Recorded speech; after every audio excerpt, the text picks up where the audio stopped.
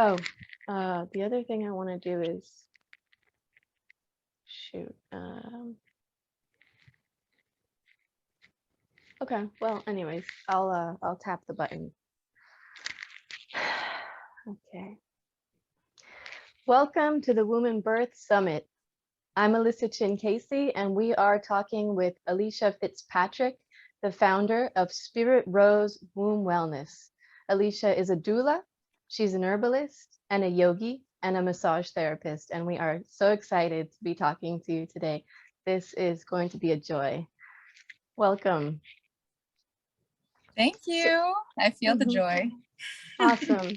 Well, I would love to start with, I know that you started your doula career on the West Coast, and then you transplanted over to the East Coast. So maybe you could start there and just kind of give us a little bit of background of how you got started, and then how you got to where you are now in your practice and in your service and as a mother. Yeah, of course. Yes. So I grew up on the West Coast in Washington State, and then I moved over to Miami in my first and only my first pregnancy.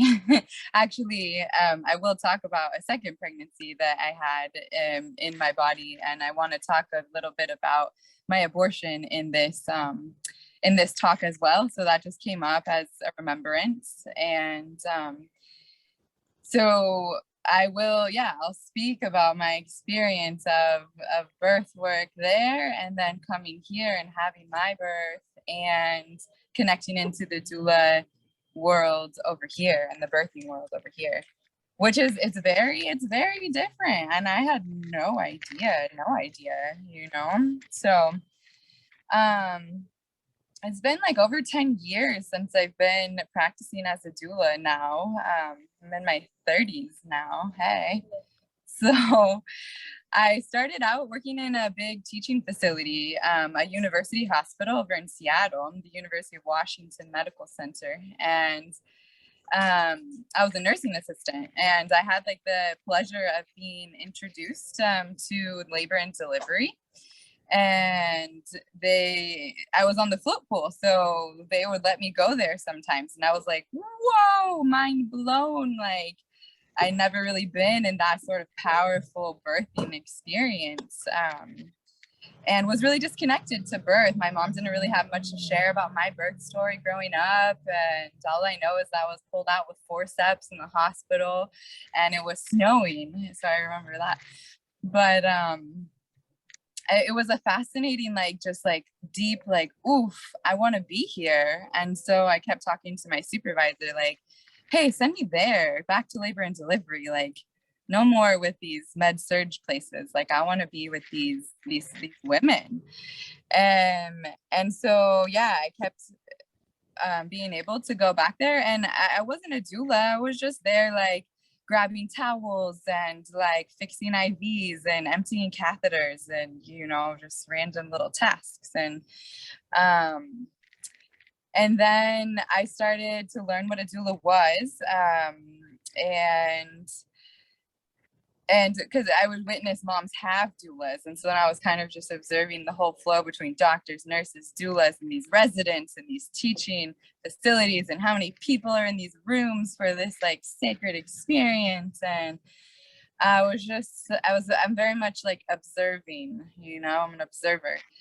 So then I actually, I asked like, well, could I like do this? Could I be a doula? And the nurses were like, yeah, you can just, start volunteering, and like, you can come in. And like, I have some moms who have been like asking about having a doula, but, aren't knowing where to find them or whatnot. And so it kind of just turned into this like, I created a volunteer doula program. So it was this like volunteer thing. And I would get these different women together, and I would do trainings, and then we would have a pool of doulas, and mamas would have this option of having a volunteer doula at the hospital.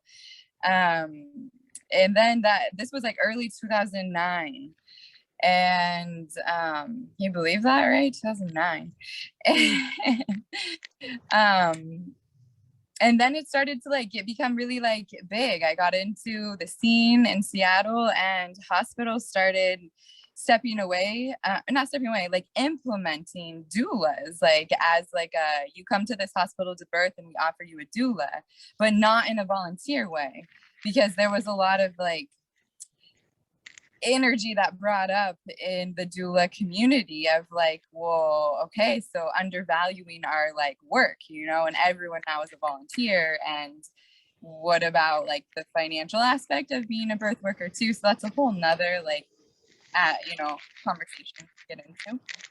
But yeah, so I witnessed like in the 2010s this like upsurgence of doula programs being created, and doulas being hired, and different organizations coming together to support hospitals in really advocating for the use of doulas. So like on the West Coast, nurses love doulas and doctors love doulas. And I had the blessing to take some amazing courses, and then got into body work. And so I had these experiences of where the doctors would see me doing what I'm doing with mamas, like some body work stuff, the magic stuff we do as doulas, you know, like holding space and allowing optimal fetal positioning to like sink in through like getting rid of distractions and just bone holding, you know. And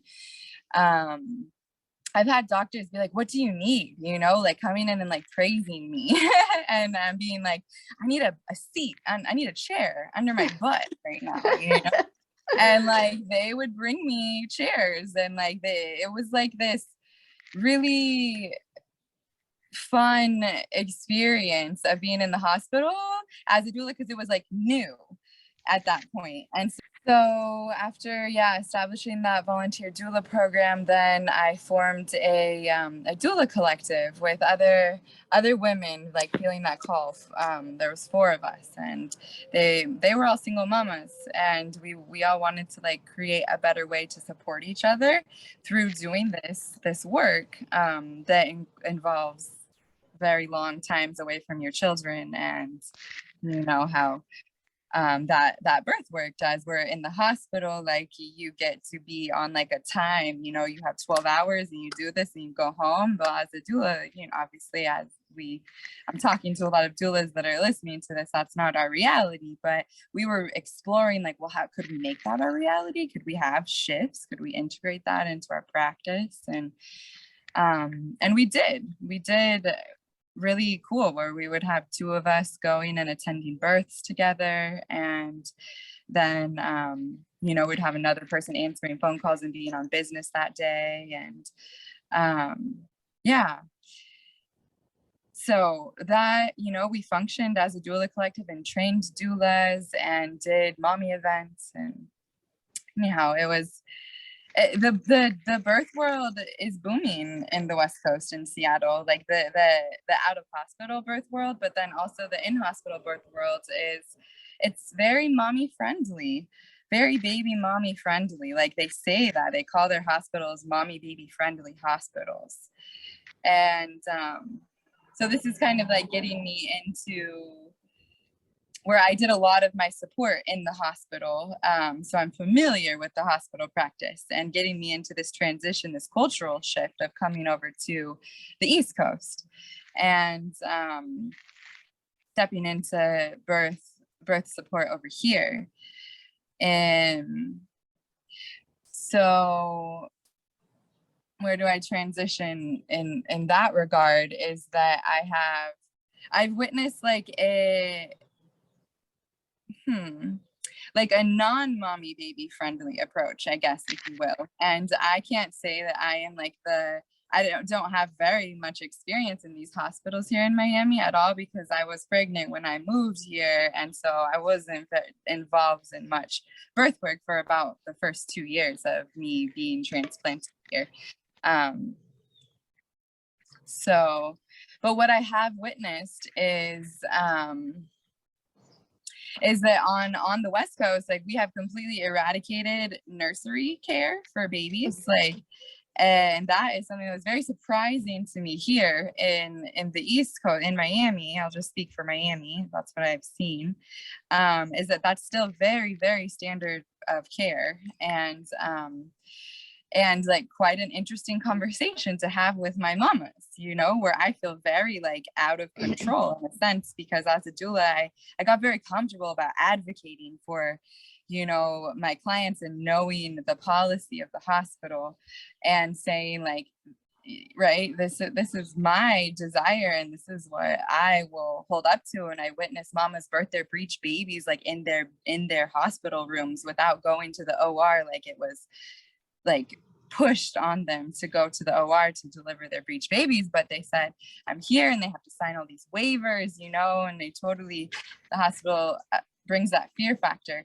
But they don't take your baby away from you after you birth on the West Coast and take them to a nursery. They do all the nursery care and all the checking, like right there, baby on your chest, and very pro breastfeeding. And in every hospital that I attended, I was like 6 different hospitals over there. So yeah, just witnessing a cultural shift where good, go enjoy a cookie. I came here 20 weeks pregnant to Miami and was like, absolutely, I'm having a home birth. You know, that was like, I was having a home birth in Washington, and I had a midwife, but you know, life changes. So I'm going with the flow, and then I get here and then I witnessed that, holy smokes, it's really hard to find a midwife. Like they were like coming out of our ears in Seattle, and I just wasn't aware that you know, that access like isn't equal from big city to big city, you know. And so somehow I was like blessed, you know, to come upon my midwife, and I was very like, this is what I'm doing. But I had a lot of backlash because I integrated into a Cuban family, and you know, a whole new culture of birth, and I got to really talk to them about their births, and they all had, you know, cesarean traumas and a lot of fears, and they thought I was putting my child at their child as well, our child, at a huge risk, you know, like they were like, absolutely not, like, no, you know. And I'm like, well, absolutely, yes, this is my body and my experience. So like, let's, you know, unpack this. And as we, you know, started to unpack, we really witnessed that going back 3 generations, where we have our tatarabuela to my hijo here, she's 96 and she's still living on this earth, and she was able to speak of her home birthing experience in Cuba and how, you know, she had her baby, who is the abuela, that was like, they both were just very like no about what I was planning. The fear is just, I'm not sure where it all like stems from. And that's an inquiry that I'm working with through womb healing, you know, and everyone has a different imprint of this fear within. And so let's see, where am I at? Yeah, that's the cultural shift where I felt like when I was in Washington, I was my access to care and my access to community that completely supported and understood and praised like this decision to take my birthing, take it back and remove it from this institutionalized experience that's very controlled. That was like uplifted, and here I had to fight for it. And I felt like it empowered me, but it like disempowered me. It made me feel like, oh man, like, woof, what? Well, maybe I am all confused within my being, you know? But yeah, all that being said, I was blessed with a really powerful home birth. And I had a midwife who I even had like an emergency situation, like in my birth, where my placenta didn't want to detach from my womb and I was hemorrhaging at home. And my midwife was so grounded and so, connected to her spirit and the connection to divinity that runs through her. She knew exactly what to do and really did like a big emergency procedure on me by like manually extracting my placenta for me after like all of the other interventions to slow my bleeding and get my placenta to detach, like decided not to work. So I had the experience of like really this blissful home birth out, outside of a hospital who put so many parameters on the birth. But then I also experienced what everyone is afraid of, like your life dying, like death. And my sister was there with me, behind me with oxygen on me and the IV in me and my bed and everything. And she's like tapping my face, like, no, no, no, no, no, no, no, stay, stay, stay, stay, stay, And she said, she was like, you were like out, you were like gone, but then you would like come back. And like I faced an emergent situation in my birthing at home with a really like badass and confident midwife. And so I still have a lot to integrate from that as I'm like sharing my story right now, and I'm just like, wow, that's really big medicine. And I experienced that for some, reason that I have yet to pull from the depths of my womb. But yeah, and so then the one other thing that I think that I will touch on is the lack of postpartum ceremony and cultural ritual in the West Coast. So there's all this like prenatal, like, yes, like birth at home, all the good stuff. But then when the baby comes, like what I have been immersed into over here are these like deep rooted cultural experiences and coming from all sorts of different cultures, but of a postpartum care and how to really care for yourself and your baby. And in my like 8 years of doula support in Washington State, like we did not touch on anything postpartum. I had no idea about like a quarantena or like anything that is related to self-care, like postpartum. So it's like, what a blessing for me to be able to come here and be connected to all of these women who have these like deep lineages. These doulas that I have met and these moms that I have met over here having these deep lineages of like how to care for this transformation of into motherhood. So there's like, those are the cultural parallels that I'm witnessing from the West Coast to the East Coast. And there's like the yin and the yang of like, cool, now I get to be this conduit kind of like bringing it together. So it's an interesting time to be a doula in the time of COVID also, because now the hospital wants to control even more. So where they're like, no, you as a doula are not allowed to come and be physically present with your person in the hospital. So now all of this good stuff that we're trying to shift and hold space for in the hospital is like, we're back at like the roots again of like starting again over here. So I'm curious to see like where, my transplant over into this East Coast, less mommy baby friendly environment like will transpire, and I think I've talked enough. The only other thing I've witnessed is like placentas also, like placenta care and like releasing your placenta from the hospital.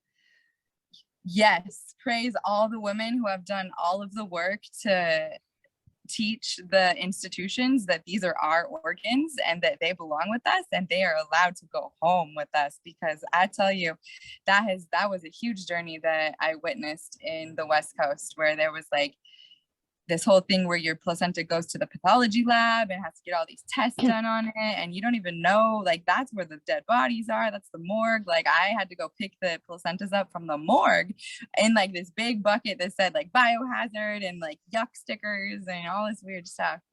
And then like I made up a piece of paper like that my client signed. It was like, release my placenta to me or else, but in all these like fancy terms, you know. And it turned into this like standard of care, that all the moms who want their placentas would be like, here, doctors, this is my waiver. And they're like, oh, I guess, okay, so you have your cooler. I guess you have a paper. I've never seen that, but I guess papers work for me, you know. So so you can take your placenta home without taking it down to the lab or like all these things, you know. And then I've witnessed over here, they do have like a placenta release form, and it's seemingly easy to get your placenta, but it's also very challenging at the same time. Like, it's like a huge advocation situation where then they tell you like to not consume it on the piece of paper they give you to go home with it, and they tell you about how like dirty it is and all the infections that could come from consuming it, and none of the benefits or anything. So those are my observations. Yeah, beautiful. Yeah, Beautiful. Yeah, it's interesting because it sounds like the hospitals in Seattle were not just doula friendly, but and really centered on the individual who was giving birth. But it sounds like they must have also had more time and resources and staff available, because my experience of the hospitals is the complete opposite, where I experience where people have to lie that, no, this is not my doula, this is a cousin, you know, or this is just my best friend, because the doulas are not even welcome into the hospital room. And it goes a lot to say for, well, how does one advocate for themselves in the hospital, where in an environment where you're not even allowed to bring in the people that you want to be there? You know, that this person's allowed to come as a friend or as a cousin, but not as a birth supporter, as a professional who is going to help you to have the birth that that you're trying to achieve, or just have a more pleasant experience in general. So yeah, that's a big question, I think, is how do people who are planning a birth, how do they find out if their cities are supportive of their choices? How do they find out if there are midwives around? How do they find out which midwives are skilled and which ones aren't? And I think, and then how do they go through those questions? You mentioned the word unpacking, like how do we unpack what our fears are and what the realities are? And I feel like it's hard to even know what questions to ask sometimes. Yeah, it's just, as a person who's got all these choices, it's hard to even know what the choices are and what questions to ask. So yeah, thank you for sharing your experience. I would love to go to a hospital in Seattle and know what that's like. Do you know what their vaginal birth rate is over there? well, yeah, I don't know.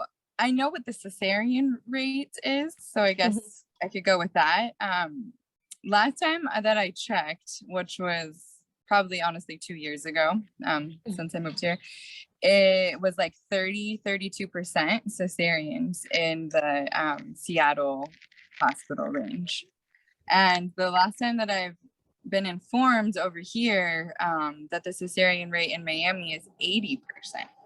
You can correct me if I'm wrong. Yeah, well, I mean, I haven't checked lately, especially since COVID and the pandemic started, Yeah. but I know that there's a lot of different procedures, but you know, you can find out, a person can find out specifically hospital to hospital what the cesarean rates are. And I think that the lowest cesarean rate hospital in Miami last time I checked was close to 40, maybe it was 35, 37%. And the Oh, wow. highest were close to 80%. Yeah. So it just, Yeah. it So that would be depends. a really, yeah, big factor for like, where do you begin, you know, in a sense of like wanting to search out a facility that if you're aiming to have this child pass through your vaginal canal, you know, that you're going to have the least resistance in that way. I know that one other observation that I've made is that like intermittent fetal monitoring is implemented in Washington, in the Seattle hospitals. And from the doula clients that I've had here, which has been very few and far between in the hospital, that I have been told that that's not an option. Intermittent fetal monitoring. Let me just explain that for anyone who Yeah. doesn't know. It means that they monitor the baby's heart rate, but they don't keep a monitor, tied to the birthing person the whole time. So they'll come in and check whether it's 15 minutes or 30 minutes, on the baby's heart rate, but it's not continuous. Yeah, I've only seen that personally at a hospital in Broward where they allowed intermittent fetal monitoring. Yeah.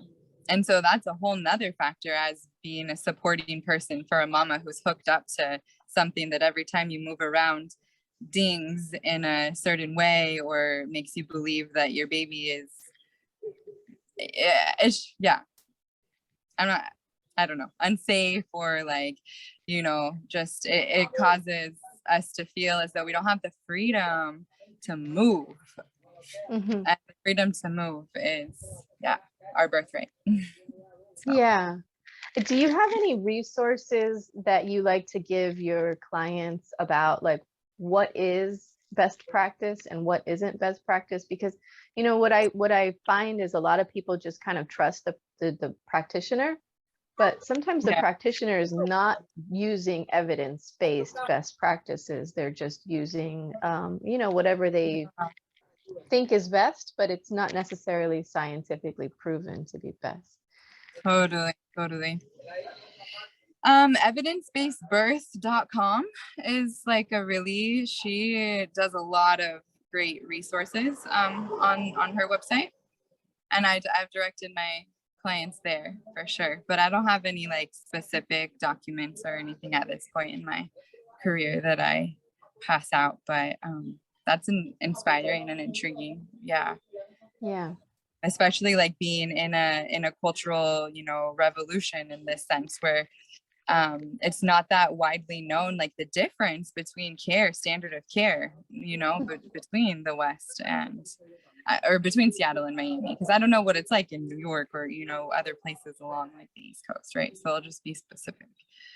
But yeah, I think that's always, as becoming your mother, you're transforming into a mother. Like we have to learn how to advocate for ourselves, and then, man, isn't that an interesting world that you go into where you're trusting this institution, but then you have this intuition that the practices aren't in alignment, and so then you have to get into your research and find, well, okay, what is the evidence-based care? And I guess we're always advocating for ourselves all throughout life, no matter what, but yeah.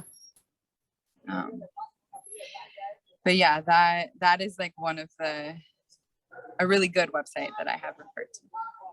Yeah, beautiful. And how would someone find the right practitioner?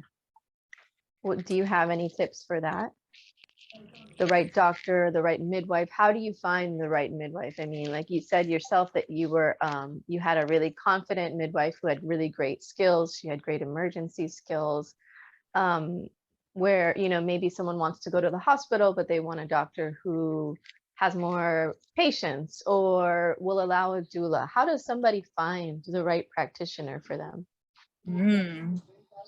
All I know is word of mouth at this point. I don't know of any online resources. I know that I'm sure there are like online resources, but I don't know.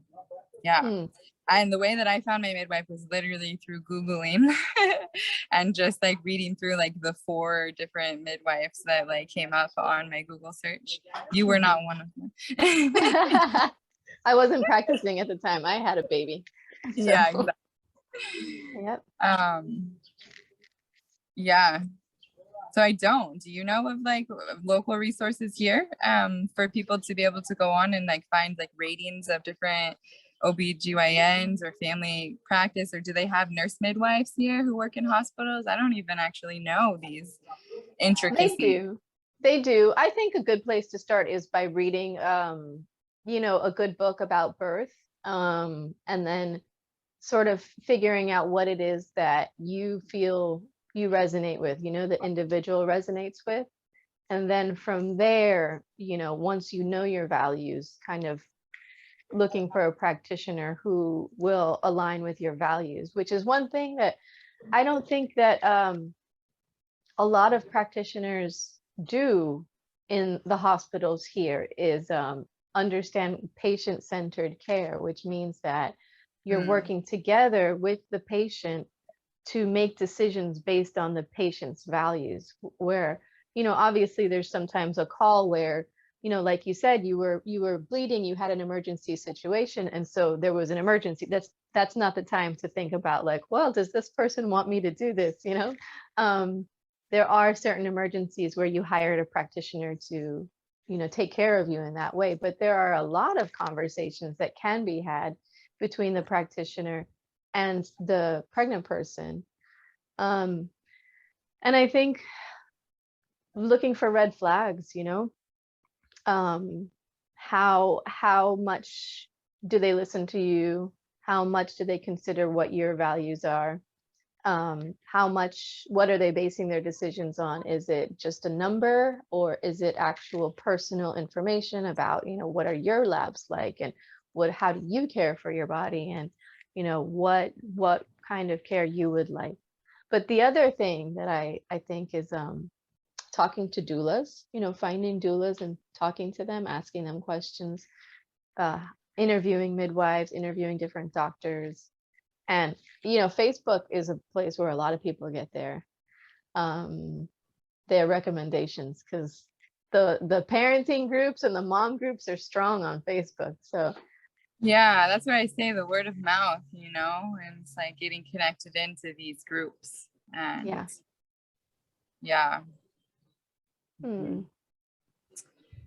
Yeah. And then the interviewing, like I even like as like a birth worker, like when I was pregnant searching for my midwife, like I almost felt this like inherent restriction to like take up and waste the midwife's time of like interviewing her, like I felt like, oh, I'm just like wasting your time. But like that is also like our right, is to call and talk and connect and like see if we do make a connection. It's okay to feel like I need to find someone else. And the same thing is with a doula, like meet and greets are a standard, to sit down and meet and connect and then make your decision after you go home and breathe and feel into it all too. It's like just reminding mamas of that agency that we have, that we don't have to give our power away to this person who is seemingly powerful because they have these skills that we're seeking to support us.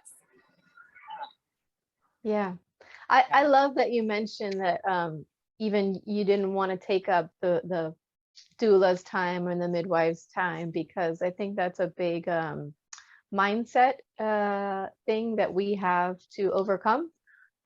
Because when I think about someone who's birthing, I think of them as being the primary, like we are all here for that person to birth their baby in the best way possible. And to be able to answer someone's questions and help them figure out what they need. For me, that's my, my service. That's what I love to do. So I think it's important to like, speak those words out loud. It's hard. It's hard to receive all this time and attention, but it's important because the baby, the parent that is primary, and sometimes we lose focus in our culture that everything's supposed to revolve around that, that pair, the mother, the parent, the baby. And then, we kind of we take the birth away from them sometimes, in our culture. So it's a good thing to bring up and just voice that. So yeah, I've never been pregnant before in my life before this first child came through to me. And it was a surprise to me, but I accepted it with loving arms and full curiosity. And as he was, 6 months old, I was blessed with another child coming back through my body. And it really just that one threw me for a loop. I was like, whoa, wait, I've been tracking my cycles, I've been paying attention, I thought you're breastfeeding, and you're not fertile, but I know that I've seen my ovulatory cervical mucus be with me for a week. I'm like, wow, am I really fertile for a week? I was just kind of experiencing all of these questions postpartum in my body and my fertility, and it's kind of a big unknown. There's just not a lot of wisdom of how do you know, how do you track your cycle, how do you get sunk into that, and in postpartum. And so I think I was I think that maybe I was 8 weeks pregnant or something by the time that I was oh my gosh, because my cycles were just so all over the place. And at that point, I was experiencing such deep-rooted postpartum depression. I think maybe it was just, all of the things coming into alignment of being in a different family, living in a house with different family, being away from where I grew up, and just becoming a mom and building a foundation with a partner and raising a baby at the same time, just all of this stuff. And then also postpartum depression is just part of our chemical imbalance that I have a lot to learn about that, because that was the first time that I was really hit with these depressive experiences in my life. And at that point, I was really having suicidal thoughts. I was having these feelings that my baby would be better without me. I was just this terrible thing that couldn't do anything right. And I was a mess, and my emotions were confused and crazy. And I didn't have the support that I needed now that I'm looking back on it. So then here I'm faced with this decision of whoa, I'm having another baby. Whoa, I'm so not okay. I'm over here thinking that I literally I'll put this out there because I processed this so much, but I was thinking about how to use skill saws to cut my neck and stuff. It's so graphic, but that's the depths of postpartum depression. It's almost psychosis that I was getting into. And so much shame, of whew, I can't do this. I can't do this. And I knew that as a truth, but then I felt I had to do it because I had to accept this child into my life, because I grew up in a Catholic church and went to Catholic school for 12 years. And that was just ingrained in me. And I had to do a lot of unpacking and giving myself permission to find my choice and to say no, and to know what was good for my baby and me and my partner, but mostly my baby and me, to get through our current reality. And I knew at that moment that oh, okay, I got to get myself straight here. I got to get myself figured out, because this isn't gonna, I can't be a mom like this, So having that baby come through, they say, we all, everyone I've talked to says babies come through with their purpose, whether they manifest physically on this earth or not, but they're teaching. And their teaching was for me to to really root into my power and my truth, my Satnam, my authenticity, and to heal shame within my body. So I I was able to like talk about it to my extended family, to my family. I actually like talked about it to like quite a few people before I like went through and made this decision. And everyone, you know, like everyone's in their own process of who to talk to or to hide away. Or somehow it felt like expansive for me to talk about it. And I went and I sought support. And I was sought support from Melissa, actually, and she gave me some really potent, beautiful herbs that have a long lineage of detaching fetuses, you know, embedded into our uterine lining, of moving energy through, of like giving ourselves abortions. That word is still a little like for me, you know, but yeah, I chose to work with that medicine, and it was a very like strong dose and very like consistent in the way that I worked with it. It's the root of a cotton tree, cotton root. And it didn't actually move the actual like fetus through my body, but it moved so much energy that it connected me like to spirit in a way that I've like never connected to spirit before. And so that's another teaching, that this like you know, entity came through my body to remind me that I'm strong and that I speak my truth and that I'm not alone, that I am so held and so connected by this lineage of I'll just say like angels, of like other, they felt like feminine presences. But I had this experience I've never experienced before. But as I was like deep into this medicine ceremony of passing this energy through my body, I was like wrapped in a cocoon of blankets. Like I wrapped myself in a cocoon, and I then at that moment felt like at least 6 different like presences, like just rocking my body and taking my feet and stretching them out. And I even felt my uterus like stretch and expand and open.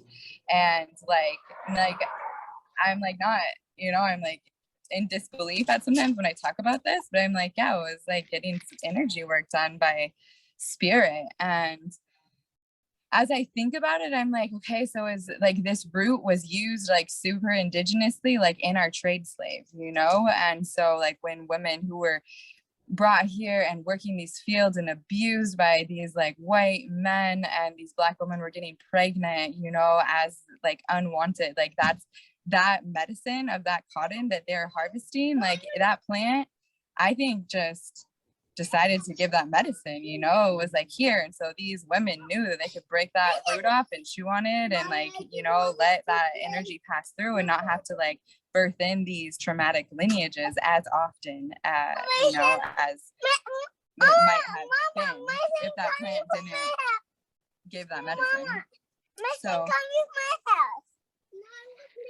So I'm not sure if it was like, you know, a lineage of like those women, or Mason coming for my house. Okay, go ahead. Go say hi to Mason. Let him come and play. All right, so yeah, I think that's really like all that I wanted to unpack within that, is the lessons that I've learned and the beautiful experience that it was. And then the last thing that I will say is that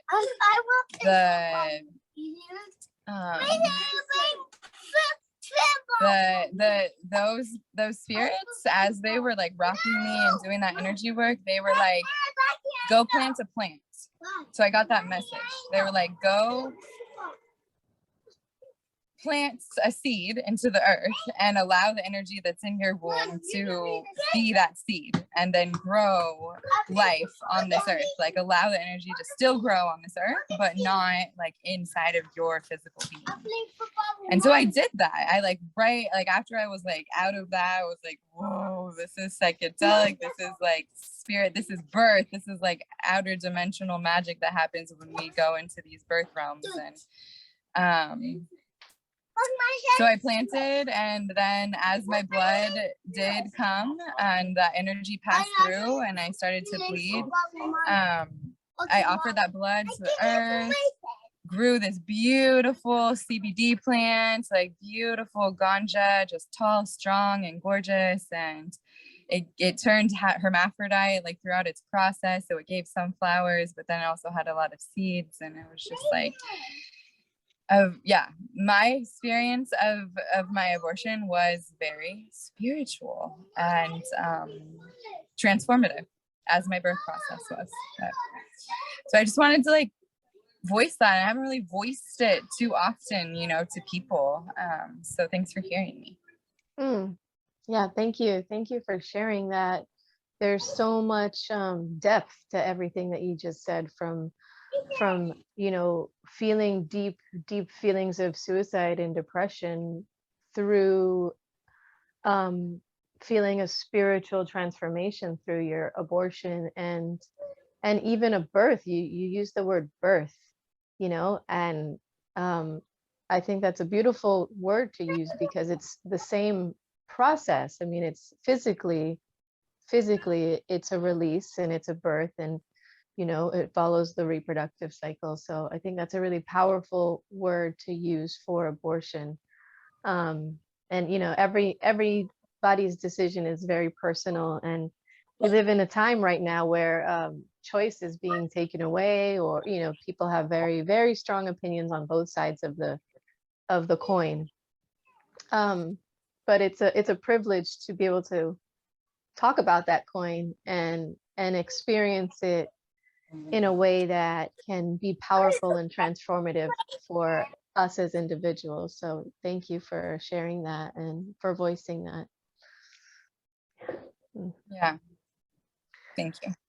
Mm-hmm. So my last question is, can you just quickly maybe tell us what services you offer and maybe how people can get in touch with you? Yeah. So yeah, I feel like my purpose on this earth, as I listen more, is to connect women back to the earth, to connect ourselves back to our creation center, and inspire creation. But my services that I offer, that like there's a myriad of ways of tapping into that reconnection. And so I am practicing as a birth doula right now in Miami. And I'm offering virtual hospital support, which has been very intriguing to do. I'm also practicing home births. And within that, I also offer my my herbalist services. I make a lot of medicine just like right from my garden, a lot of intuitive medicine, but I also am trained with a clinical herbalist and worked under her for 3 years. And so I have a lot of background in plant medicine and balancing our bodies. So I really believe in the power of yoni steaming as well, and body work. So I just like, I'm a dabbler, but like I feel like it all comes together in this beautiful little way. And I'm just right now putting myself out there as like all of myself, not just a massage therapist that massages, you know, mamas, but now I'm stepping into like the full myriad of what really fills me up and brings me joy. So I do offer massage to my pregnant mamas, and then postpartum massage also. And I prepare placenta medicine as well. So those are my services. And you can find me, I'm on Instagram at Spirit Rose Womb Wellness. I think there's some underscores and dots in there, but if you type it in, you'll find it. And I have a website also that is pretty ready to share, as I'm really just like stepping into weaving this magic all together, like I said. So I'm really excited. I've always wanted to create a website, and now it's happening. And you know, You can go on there and you can book a prenatal massage, or you could book an herbal consultation with a yoni steam. I've been treating a lot of women with womb imbalances, experiencing fibroids and PCOS and different things with bringing the herbal plant medicine into the womb through steaming. And so yeah, I just stepped into womb wellness because I really, like I said, I feel like that creation center, tending to that creation portal, feels like I just keep getting called back there and called back there. I also, this is the last thing, I also really, really trust and believe and have experienced like divine transformation through flower essences. And so I work with flower essences with my massage clients also, and sometimes with mamas. But I make all of my essences like very specific to my clients, and it's been a really, yeah, such a blessing to be able to unfold into making these medicines and connecting and walking people's sacred journeys with them. And I'm just like, every time that I'm like, wow, I'm doing this, I'm like, I'm doing this, like, thank you, I'm doing this, you know? And I don't have to sell out and go work at the bakery or like go somewhere and like kind of put all of my passions under a blanket to make money, because I'm like figuring out that people are valuing my support and my service, and I'm learning how to speak about how much I value myself, and this is how much like I, you know, charge for this service. And all of this is so a part of a transformation into being a, you know, an entrepreneur as a woman. So yeah, you can find me on Instagram or my website or through word of mouth and send me a text message or give me a call. So